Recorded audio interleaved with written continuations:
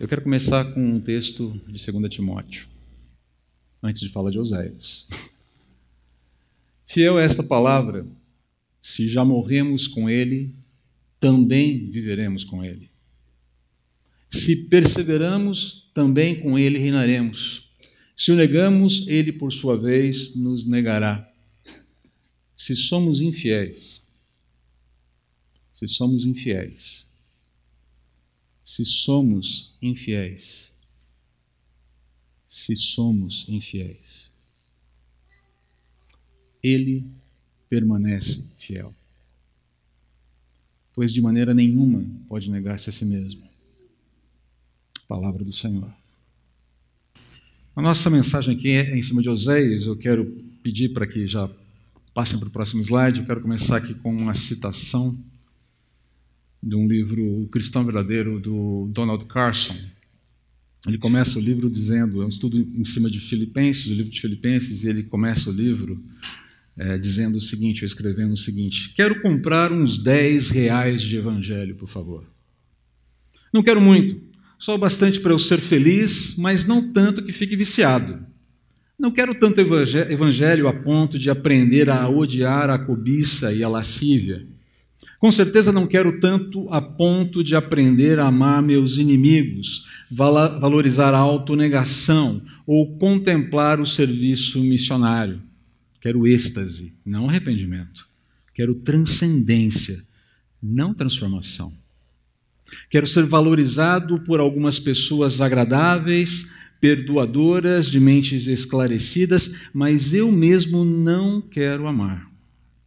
Quero o evangelho suficiente para tornar segura a minha família e bem comportados os meus filhos, mas não a ponto de ter de redirecionar minhas ambições ou ampliar demais minhas doações.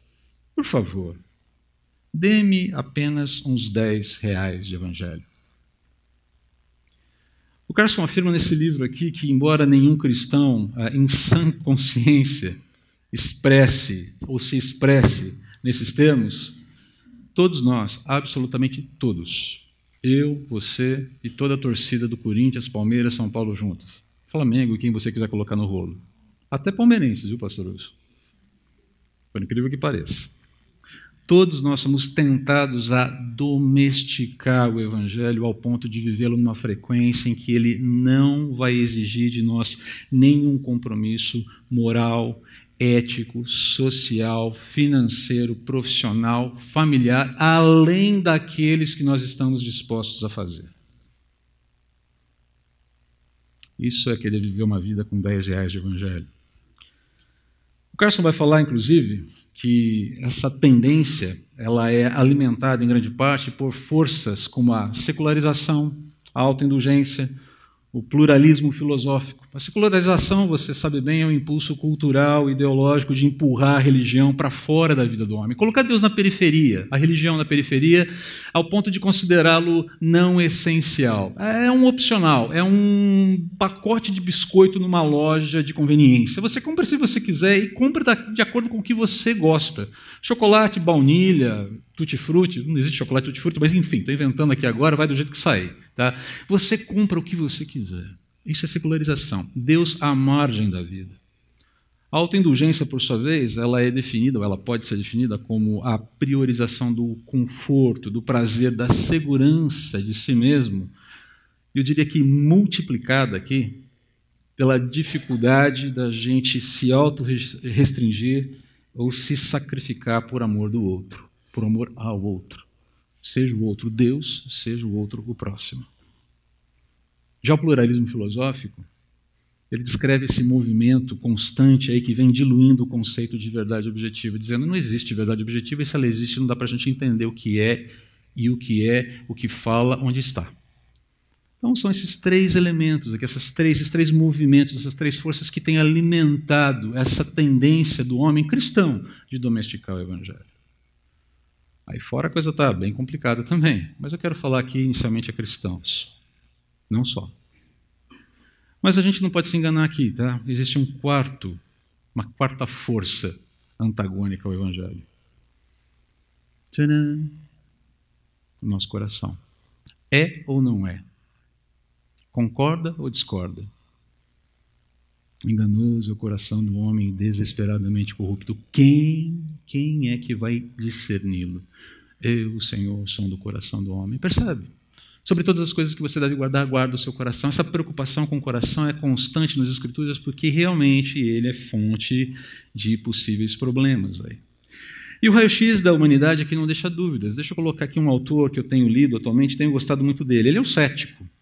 Mas se você gosta de lidar com leitores, com pessoas que pensam, e pensam bem, dentro da sua realidade, capacidade de pensar sobre a realidade humana, apesar de não serem cristãs, esse é um bom autor. Theodore Dalrymple. Na verdade, o nome dele é Anthony Daniels.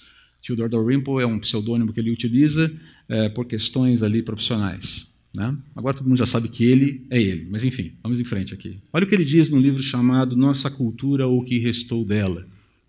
Excelente livro, especialmente para vocês que estão na faculdade, vocês que estão na vida profissional lerem, porque ele faz um diagnóstico cru, seco da realidade humana que é difícil de comparar. É preciso. Não dá esperança nenhuma, mas é preciso. Tá? Olha o que ele fala. Aprendi que quando as barreiras que seguram o mal são derrubadas, o mal floresce. Isso já vem sendo falado aqui. O pastor Wilson mencionou isso de outra forma em mensagens anteriores. Né? Mas é interessante ouvir isso de um cético. O mal floresce, e nunca mais ficarei tentado a acreditar na bondade fundamental do homem, ou que o mal é um estado excepcional ou estranho à natureza humana. O problema do Dalrymple não é o diagnóstico é correto. Sabe qual é o problema? Ele não entrega nenhuma solução. Agora, vamos lembrar, né, ele é um cético e faz parte desse negócio de ser cético e não oferecer solução alguma, apenas diagnósticos. Mas vamos em frente aqui. Mas para não ficarmos apenas com o diagnóstico de um cético, vamos aqui para um cristão. Novamente aqui o Donald Carson, só que em outro livro, tá? O Deus Presente. Ele fala assim: todos se extraviaram, homens se fizeram inúteis. Isso está lá em Romanos 3,12.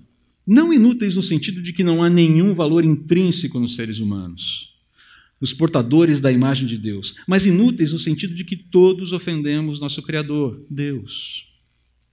Isso é mais fácil de entender quando lembramos o que Jesus disse no principal mandamento: amarás, pois, o Senhor teu Deus de todo o teu coração, de toda a tua alma, de todo o teu entendimento, de toda a tua força. O segundo é: amarás o teu próximo como a ti mesmo. Está lá em Marcos 12, 30, 31.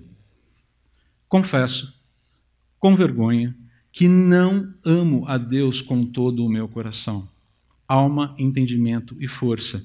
Se Jesus disse que este é o mandamento mais importante, sou culpado de transgredi-lo.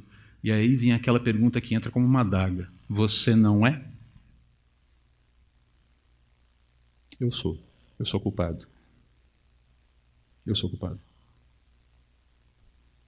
E ele prossegue: de fato, amar a Deus com todo o coração, alma, mente e força pode ser considerado fanatismo em nossa cultura. Mas, em essência, Deus disse: ouça, você não entende? Esta é a maneira como criei originalmente o universo. Se você não vê, isso é uma evidência de como este mundo está caído. De modo semelhante, o segundo mandamento, a ordem de amar o próximo como a nós mesmos, parece muito exagerado, ridiculamente utópico. Mas Deus diz que essas inferências mostram quão terrivelmente temos abandonado o que Ele vê como normal, saudável, bom, santo, correto, puro. É exatamente essa disposição de abandonar o que Deus declara normal, bom, santo, correto e puro, que Ele mesmo, o Senhor, o Deus da aliança, denuncia no livro de Oséias, qualificando essa disposição como, desculpe a franqueza, ou desculpe a precisão da palavra, adultério, infidelidade. Mas o que é mais impressionante aqui no livro de Oséias é a declaração desse Deus da aliança afirmando que a sua fidelidade jamais vai mudar. A despeito da infidelidade humana ser absurdamente grande, a fidelidade dele jamais será alterada. E que, por fim, essa fidelidade vai prevalecer em favor daqueles que o desprezam com o seu viver, apesar de terem feito uma aliança com ele. É essa a mensagem de Oséias. Vai haver consequências na jornada para o infiel, pela sua infidelidade. Mas a fidelidade do Senhor da aliança jamais será revogada e no final ela prevalecerá. Essa é a síntese. Então, a gente vai ter que lidar com um problemão, mas temos que lidar também, temos que ter em mente que há uma esperança tremenda aí na frente. Vamos um pouquinho do contexto de Oséias para vocês, para ficar claro em que momento ele viveu e sobre o que ele falou, né? Oséias foi um profeta absolutamente sintonizado com os problemas do seu povo, da sua época. Ele denunciou a prostituição cultural generalizada no meio do povo de Israel, isso está lá no capítulo 4, versículos 13 a 14, capítulo 4, de uma forma geral. Ele denunciou também a violência e corrupção galopantes da nação. Você vê isso como assunto recorrente na vida dos profetas. Isso já foi, inclusive, abordado aqui em outras cartas. Ele alertou sobre a inutilidade dos estratagemas entre Israel e outras nações vizinhas, Israel buscando refúgio, acordos que pudessem, de alguma forma, protegê-lo contra o poder crescente da Síria, o reino do norte, que vinha oprimindo, que vinha já fazendo uma sombra perigosa, tenta fazer um acordo com o Egito, Egito muito esperto, fala, já sei, vou fazer um acordo com Israel para usar Israel como estado tampão aqui, deixa o problema quebrar lá em cima e a gente se garante aqui embaixo. E Israel vai embarcando nesses acordos e esquece de confiar no Deus da aliança. Essas questões estão lá, acordos internacionais como forma de idolatria, como forma de infidelidade. Uma loucura, mas é o que está acontecendo aqui. E, sobretudo, a injustiça social, crescente, galopante, uma coisa complicada, cada vez mais difícil ali no contexto, sendo que a lei mosaica tinha prescrições muito claras dos cuidados que os israelenses deveriam ter com seus irmãos, com os cuidados que eles deveriam ter com o estrangeiro, com os cuidados que eles deveriam ter com os órfãos e com as viúvas. Esses cuidados estavam prescritos na lei mosaica, não faltava informação, faltava disposição. Uma liderança terrível. Não houve um rei bom em Israel. Não houve um. E a cada novo rei você vê a coisa se agravando, se tornando mais complicada. Falta de liderança é um problema, especialmente quando as lideranças são más. Então o ministério de Oséias ocorre num período de transição aqui entre grande prosperidade, mas também tremendo caos social. Já próximo aqui do fim do período conhecido como Reino Dividido. Reino do Norte, Israel, Reino do Sul. Nós não estamos nesse slide ainda, tá? Volta para o anterior. Isso, obrigado. Tá? Ele viveu ali no período, no finalzinho do período do Reino Dividido, antes de Israel ser assimilado definitivamente pela Síria em 722 a.C., provavelmente pegou ali o rescaldo do reinado do rei Jeroboão II, e migrou, muito provavelmente, para ajudar depois. Mas ele viveu o fim do Reino do Norte. E mais, ele prescreveu os problemas, os cuidados ou os juízos de Deus que antecipariam esse fim pontual dentro da história do Reino do Norte antes de uma restauração futura. E agora a gente pode ir para o próximo slide. Tá? Agora o detalhe aqui, e é por isso que eu coloquei esse slide, é que o povo de Israel havia sido sistematicamente alertado por Deus através dos profetas para que se arrependesse da sua idolatria, se convertesse dos seus maus caminhos e se voltasse para o Deus da aliança, com quem eles fizeram um acordo, um pacto condicional. Lá em Êxodo 19, aqui no Sinai, ali na pontinha da península do Sinai. E 40 anos depois, renovaram essa aliança nas campinas de Moabe, que está descrito lá em Deuteronômio 28 a 30, já prestes a entrar na Terra Prometida. 40 anos depois. E sabe o que aconteceu nesses 40 anos? Lembra-se? A geração que fez o acordo condicional com Deus em Êxodo 19, pereceu, morreu, ficou no deserto, ficou no caminho, porque foi infiel. Deus não revogou a aliança, Deus renovou a aliança, estabeleceu novamente as condições. Ok, a aliança palestina, agora a aliança mosaica, vamos lá, gente, vamos caminhar. Vocês vão ter paz, posse e prosperidade na terra, se a sua postura, se o seu andar com Deus for um andar correto. A realidade descrita em Oséias exemplifica muito bem toda essa história de Israel, que talvez possa ser resumida com Provérbios 29, 11 aqui, 29, 1 aqui. Quem insiste no erro depois de muita repreensão será destruído sem aviso e irremediavelmente. Queridos, não faltaram avisos. Não faltaram determinações, não faltaram estipulações, não faltaram orientações para que a vida pudesse ser vivida corretamente. Aquela história do quem avisa amigo é, vale plenamente para Deus. Não faltaram avisos. Nenhum deles. Todos foram. Deus foi extremamente paciente com Israel durante todo esse tempo aqui. E essa é a dor do coração de Deus descrita em Oséias. A dor do coração de Deus. Essa é a dor do coração dele. O seu povo será quebrado antes de ser restaurado, porque o tempo de arrependimento sem consequências dramáticas já havia passado. Já parou para pensar nisso? Que as consequências podem ser mais ou menos graves, maiores ou menores, dependendo do momento em que você se arrepende. A proximidade do seu arrependimento em relação ao seu erro. E que quanto mais alertas você recebe na direção de você precisa corrigir essa questão, quanto mais resistência a isso, mais isso incorre em problemas, em consequências negativas para você, para mim. Essa é a questão aqui. O que Deus está falando de coração rasgado é: o meu povo vai sofrer, e vai sofrer por conta da sua teimosia, e eles não precisavam passar por isso. Basicamente essa é a questão aqui. O que mais chama a atenção é como Deus quer exemplificar a dor do seu próprio coração. Ele comissiona Oséias, esse profeta, a fazer uma coisa extremamente diferente. Eu não conheço nenhuma outra orientação na Bíblia igual a essa. Quando o Senhor começou a falar por meio de Oséias, disse-lhe: vá, tome uma mulher adúltera e filhos da infidelidade, porque a nação é culpada do mais vergonhoso adultério por afastar-se do Senhor. O que Deus está querendo fazer através de Oséias é o seguinte: você, Oséias, vai casar com uma mulher que lhe será infiel. Ela não era infiel ali. Lhe será. Ela tem uma disposição a sair pela tangente na aliança. E o teu sofrimento, querido profeta, o teu sofrimento, querido Oséias, a tua dor, a tua vergonha, o desrespeito que você vai experimentar vai ilustrar a minha dor, o desrespeito que eu enfrento, o meu sofrimento com o meu povo. Essa é a ideia. Oséias e Gomer são uma metáfora para Deus e Israel.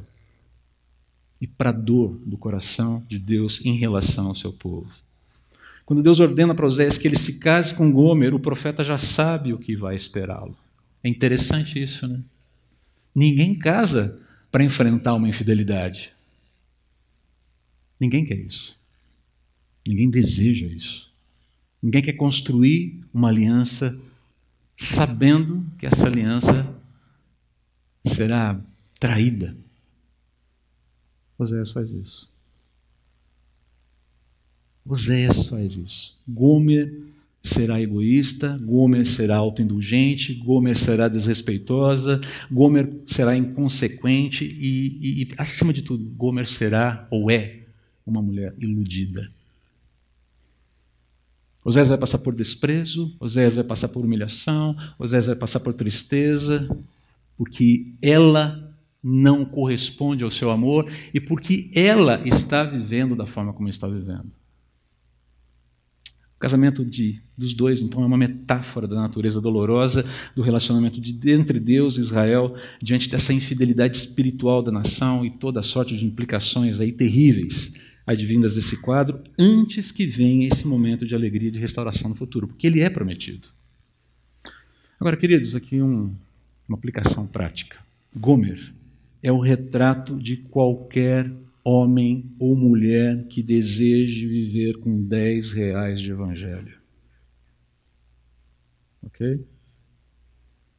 Gomer é o retrato de qualquer homem ou mulher que deseje viver com R$10 de evangelho. E isso tem sido mais comum do que a gente pode imaginar. Agora vamos para o próximo slide. E aqui eu tirei esse excerto do livro do Peter Scazzero, Espiritualidade Emocionalmente Saudável, que tem sido um dos livros que a gente tem usado aqui para trabalhar com discipulado, e é o ministério que o Jovaldo representa. É esse cara querido aí, ó, que conta, que abriu a caixinha de Pandora para ensinar para a gente algumas coisas importantes sobre restauração. Olha só o que ele escreve nesse livro, eu achei muito interessante. Ron Sider, em seu livro The Scandal of the Evangelical Conscience, o escândalo da consciência evangélica, resume o nível de nossa compartimentação, essa ideia de viver uma vida dicotômica, de tentar viver com 10 reais de evangelho, né? Seja na questão do casamento, seja na sexualidade, seja no dinheiro e do cuidado com o pobre, os evangélicos hoje estão vivendo escandalosamente uma vida não bíblica. Os dados sugerem, ele citou um pouco antes algumas pesquisas feitas pelo Instituto Gallup, e elas são monstruosas. Eu nem coloquei aqui porque era muita coisa e a gente não tem tempo para isso, mas está lá no livro e você pode ler. Os dados sugerem que em muitas áreas cruciais os evangélicos não estão vivendo em nada diferente de seus vizinhos descrentes. As consequências disso em nosso testemunho de Jesus Cristo são incalculáveis, tanto para nós mesmos como para o mundo ao nosso redor. Perdemos a alegria genuína de vida com Jesus Cristo por Ele prometida. E o mundo observador balança a cabeça, incrédulo de que possamos ser tão cegos a ponto de não enxergar a grande lacuna entre nossas palavras e o nosso cotidiano. Vou fazer um parênteses aqui, entenda uma coisa. Faz parte desse negócio de Deus ser Deus, padecer por amor, sem perder um micron do seu poder e da sua soberania, ok? Faz parte desse negócio de Deus ser Deus, padecer por amor sem deixar que isso afete em nada a sua divindade. Deus sofre. Deus sofre. É um fato aqui. Agora, entenda que o lamento de Deus não é por Ele.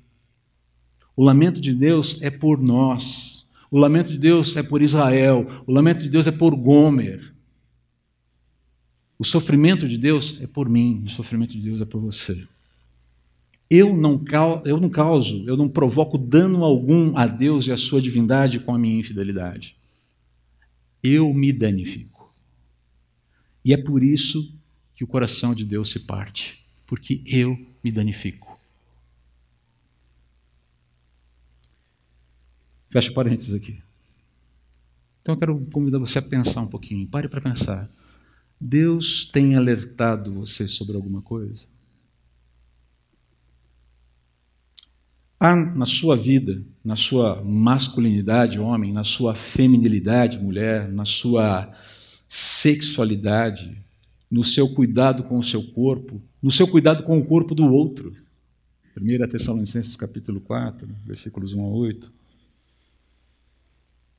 Nas suas finanças, nos seus relacionamentos, no seu casamento, na sua profissão, na forma como você se entretém, seja lá o que for, há alguma coisa, qualquer traço, em qualquer área da sua vida, qualquer traço de infidelidade contra o qual Deus insiste e pacientemente alerta você hoje, no presente. Diz, André, não está legal isso aqui. André, essa conduta no trabalho não está funcionando. André, essa conduta com a sua esposa não está dando certo. André, essa sua postura com o seu tempo, com o gerenciamento do seu tempo, demonstra claramente que você está priorizando o seu conforto e não as suas responsabilidades. André, o uso do seu dinheiro não está me honrando. Há alguma coisa contra o qual Deus vem nos alertando e dizendo, para aqui, vamos conversar, vamos ajustar a casa, vamos limpar esse negócio. Tem alguma coisa?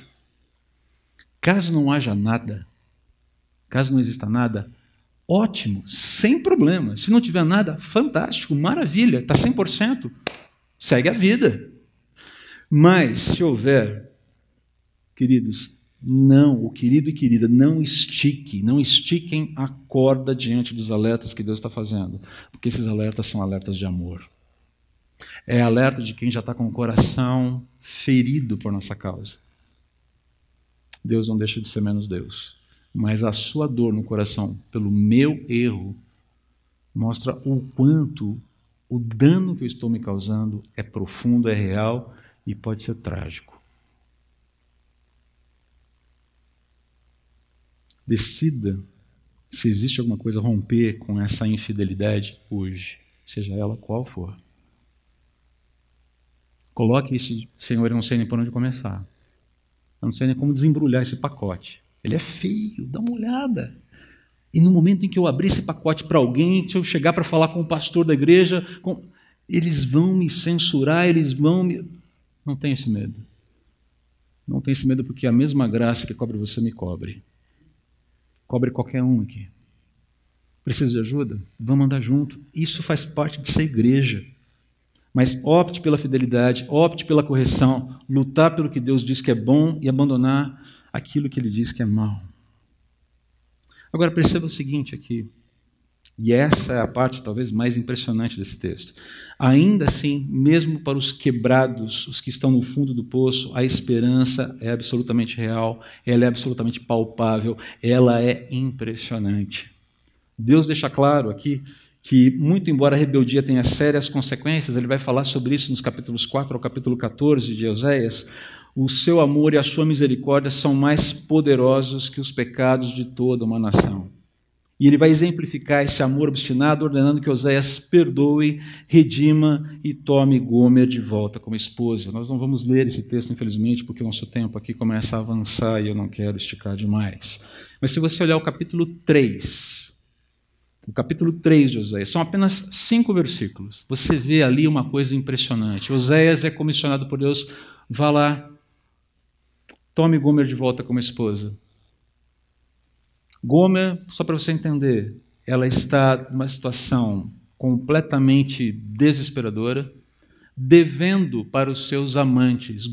Oséias precisa chegar lá e pagar dinheiro, precisa pagar, dar víveres para que os amantes de Gomer a liberem para poder voltar a viver com ele. Está desprezada, está arrebentada pela vida, e o seu marido, que foi traído, que foi humilhado, que foi desprezado, volta, vê aquele farrapo humano, olha para os seus captores, para os seus sequestradores, para os seus amantes, e diz: quanto precisa para liberá-la? Ela é minha esposa, ela vai voltar para casa comigo. E Deus exemplifica com essa atitude de Oséias a sua disposição de sarar o seu povo, de pegar aquele sujeito que está lá no fundo do poço, que já não tem mais para onde descer, e dizer: ok, vem cá, você me pertence. Eu não sei se você está no fundo do poço, eu não sei se você tem a sensação de estar caindo para o fundo do poço. Eu só quero te dizer que a mão que vai te encontrar lá é real, a mão que pode te alcançar lá é real. E que, eventualmente, talvez a gente chegue no fundo do poço por escolhas próprias. Mas o teu Deus não desiste de você. Há esperança até no fundo do poço. Aliás, alguém já disse que é no fundo do poço que a gente começa a olhar para cima e começa a ver luz. Uma metáfora interessante, desde que a luz seja de fato o Senhor Jesus. Eu preciso pular rapidamente aqui esses versículos para a gente seguir em frente. Mas perceba o que Deus tem em mente aqui nesses versículos. Restauração mediante arrependimento e resgate do rei sacerdote. Simples assim. Quando você olhar aqui no versículo 5, ele fala: depois disso os israelitas voltarão e buscarão o Senhor, o seu Deus, e Davi, seu rei. Davi já tinha passado, Davi já ficou para trás. Mas estão falando de um rei sacerdote que faz mediação entre os pecados do homem e o seu Deus. Uma prefiguração de Jesus aqui. E quando nós chegamos no final, no capítulo 14 de Oséias, nós temos aqui um convite que é talvez o... Eu fico pensando se havia condições de terminar esse livro de outra forma que não da forma como ele termina. E aqui eu vou ler, peço licença para vocês para ler alguns versículos do capítulo 14. Olha só. Volte, ó Israel, para o Senhor, o seu Deus. É Deus falando aqui, ok? Seus pecados causaram sua queda. preparem o que vão dizer e voltem para o Senhor. Peçam-lhe, perdoa todos os nossos pecados e por misericórdia recebe-nos. E por misericórdia recebe-nos. E por misericórdia recebe-nos. Nós vamos nos assentar à ceia agora, vamos participar da ceia do Senhor. É por misericórdia que nós podemos participar desse momento tão importante, tão sagrado. É pela misericórdia do Senhor Jesus que nós podemos pegar esses dois símbolos nas mãos e dizemos: eu pertenço a essa família, eu sou salvo por Jesus, e nada, absolutamente nada muda isso.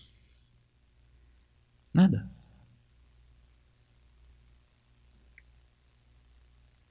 E aqui a palavra do Senhor: eu curarei a infidelidade deles e os amarei de todo o meu coração, pois a minha ira desviou-se deles. E quando chega ali no versículo 9, o último versículo do capítulo, ele fala: quem é sábio? Aquele que considerar essas coisas, que tem discernimento. Quem tem discernimento? Aquele que as compreender. Os caminhos do Senhor são justos, os justos andam neles, mas os rebeldes neles tropeçam. Quando você pega esse último convite de Deus para que haja arrependimento, haja confiança no Senhor e para que haja vida, que tipo de sentimento isso provoca em você?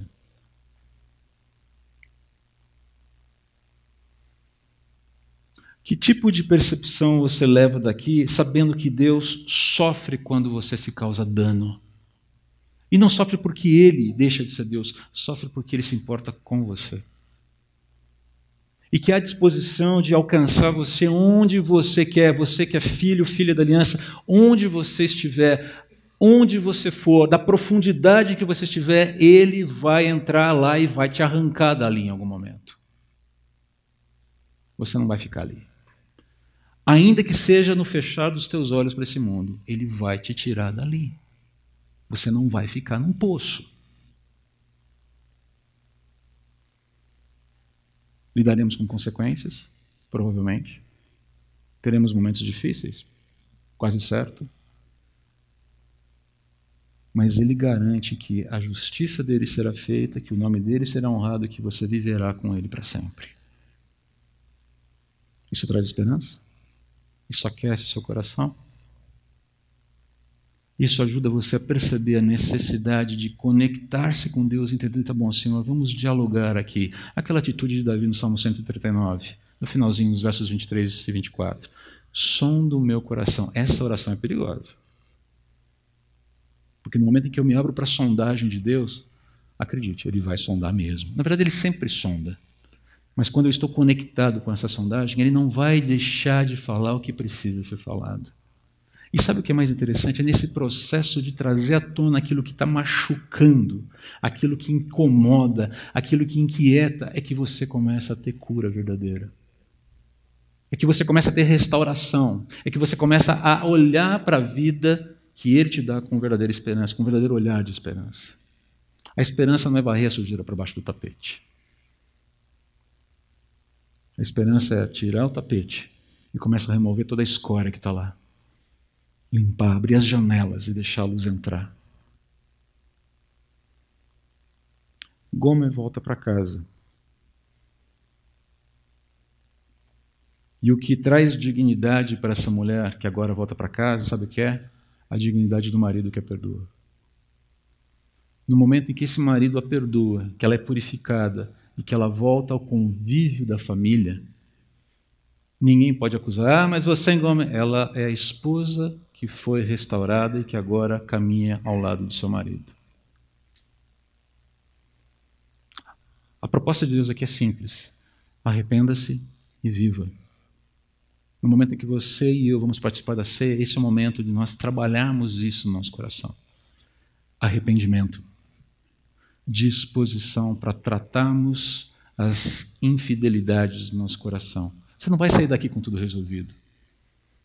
Mas que haja disposição, que haja coragem, que haja de fato esse encantamento com esse amor que encanta, com o Deus que tem esse amor que encanta. Para que a nossa vida seja, sim, uma vida restaurada, arrependida, vivida debaixo da graça de Deus, denunciando a sua existência na realidade na qual a gente vive. Esse é o projeto. Se queremos falar de justiça e esperança, isso tem que começar com a gente. Tem que começar na gente, a partir da gente. Vamos orar. Pai, nós oramos agradecidos ao Senhor pela tua fidelidade.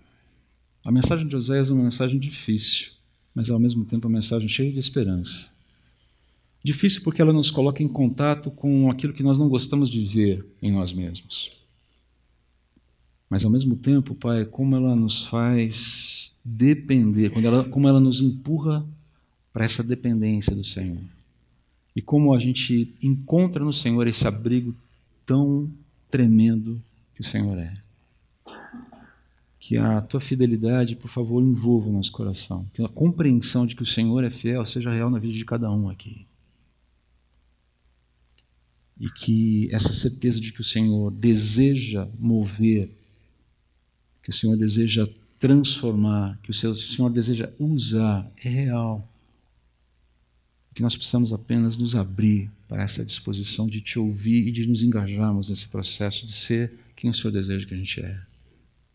Nos ajude nisso, Pai. Sozinhos a gente não dá conta. Somos pequenos, muito afeiçoados às nossas paixões.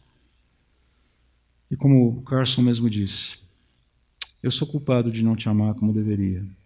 Eu sou culpado de não te amar, de não amar o próximo como eu deveria.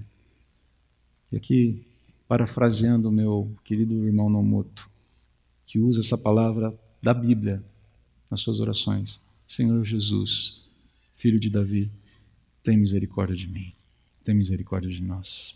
Amém.